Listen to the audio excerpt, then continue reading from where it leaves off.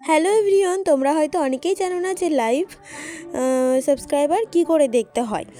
তো সেটা যদি তোমরা জানতে চাও তাহলে অবশ্যই স্কিপ না করে পুরো ভিডিওটা দেখো। আশা করি ভিডিওটা তোমাদের অনেক হেল্পফুল হবে।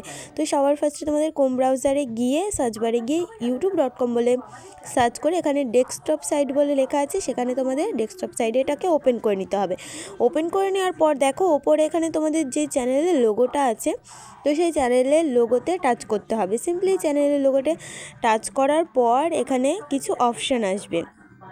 তো দেখো এখানে যে অপশানগুলো এসছে তার মধ্যে থেকে ইউটিউব স্টুডিও যেটা আছে সেটাকে একটু প্রেস করতে হবে। সেটাকে কিন্তু টাচ করে ছেড়ে দিলে হবে না, প্রেস করে রাখার পর এই অপশানগুলো আসবে। দেখো তোমাদের আবারও দেখাচ্ছি, আমি এখানে প্রেস করলাম।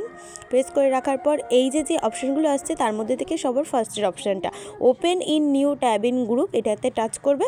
তারপর নিচে দেখো এখানে মার্ক করা আছে যে ইউটিউবটা, সেখানে টাচ করবে। টাচ করার পর তোমাদের এখানে এই ইউটিউবটাও ডেস্কটপ সাইডে ওপেন করে নিতে হবে। তারপরে তোমাদেরকে বাদিকে এখানে অ্যানালিটিক্সের যে অপশানটা আছে সেটাতে ক্লিক করতে হবে।